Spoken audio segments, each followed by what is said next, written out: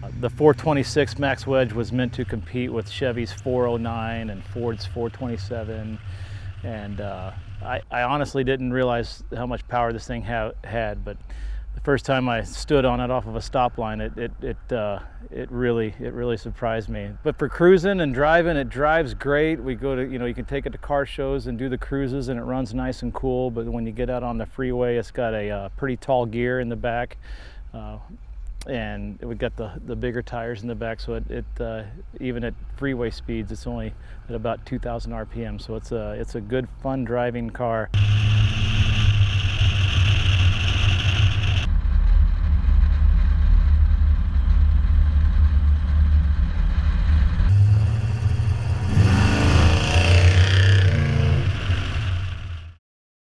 Hello, my name is Eric Miner, and I'm with Mac Speed and Custom.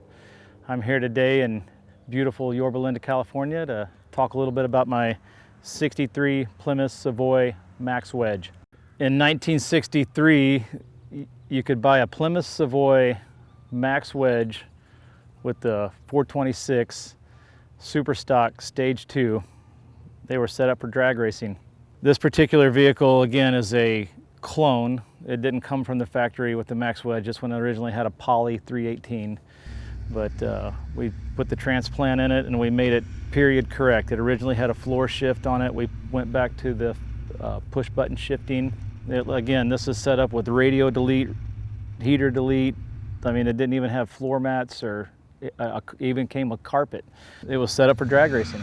You go to the dealer and say, hey, I want to order this car with this motor and I want to go drag racing, and they'd deliver. It's got the dual AFB Carter carbs on top. Has the factory exhaust manifolds, which a lot of people when they see it say, oh, are those headers? And this is actually the way it came from the factory back in 1963. We did upgrade the pulley system to a serpentine style, which is not factory, but it's just updated. If they would have had this available back in 1963, this is the way they would have done it. And again, this being a pretty rare engine, we wanted to make sure we kept it cool, so we put a bigger aluminum 5-core radiator in it. It is a 727 torque flight. Does have an 8 3/4 rear end. It's got a pretty tall gear for highway driving because this thing has tons of torque. You really don't need to have a low gear to get out of the hole. This thing's got plenty enough power. And yeah, other than that, it's basically stock. I mean, there's not a whole lot of bells and whistles on this one, man. This thing was just built for one thing and one thing only, and that was to get from point A to point B as quick as possible.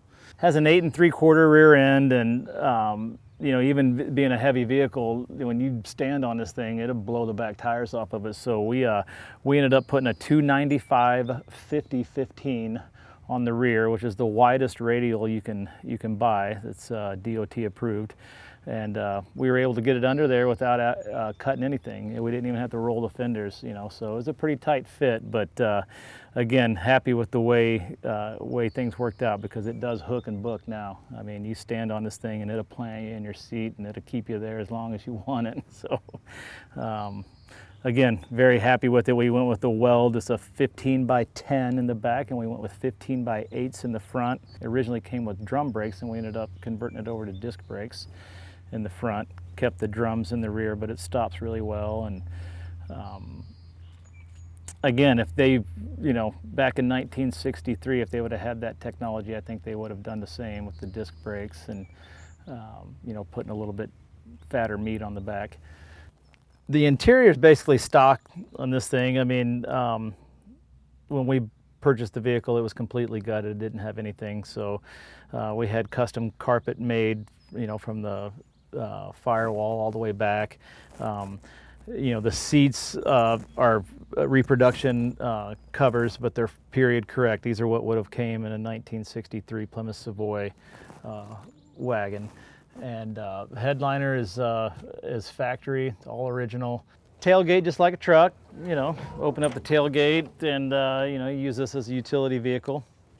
A spare tire would originally went back here. We kind of eliminated the spare and just made it a trunk.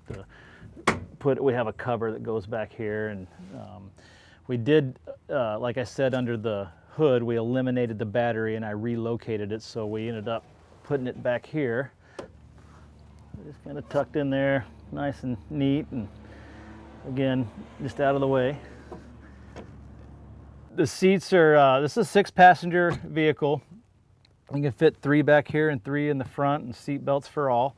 And then if you want to, do some hauling, you just push this thing down and click her in, and then you've got a lot more room. I have a huge 10x10 pop-up and my cooler and lawn chairs and banners and just everything that I need to set up a car show. Once you own a wagon, you'll never go back to anything else because they're fun to own and they're very versatile. I'm Ken Etter, and I work with Eric at Max Speed and Custom, and we've worked on this 63 Plymouth station wagon, and just want to give you a quick tour underside of it. It's got an 8 3/4 Chrysler rear end with a 276 posi in it, 742 case. That way it's a nice driver, doesn't run a lot of RPM going down the street. You can get on the freeway and have fun with it. Basically, it's all stock, leaf springs, stock width. Nothing's been cut or changed on that so far.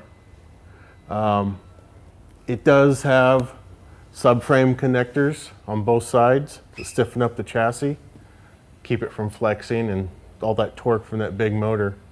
You don't want it moving around a lot. From here all the way to this subframe, they add this bar in here to make it like a full frame car. Keeps it nice and stiff. It's got a disc brake conversion in the front to it's a factory disc brake, nothing fancy, but we wanted to get rid of the drum brakes, make sure it stops real nice. It's a big car. What else has been done? It's got the TTI Reproduction Exhaust from the manifolds back. This is what it would have looked like if you would have bought it brand new in '63 with the cutouts. The only thing different is it does have Dynamax mufflers on it. Gives it a nice crisp sound. The exhaust came with these cutouts, so you could buy the car, drive it straight to the drag strip, take the 4 bolts off, and it turns it into open headers right from the factory. You get that real nice crisp sound.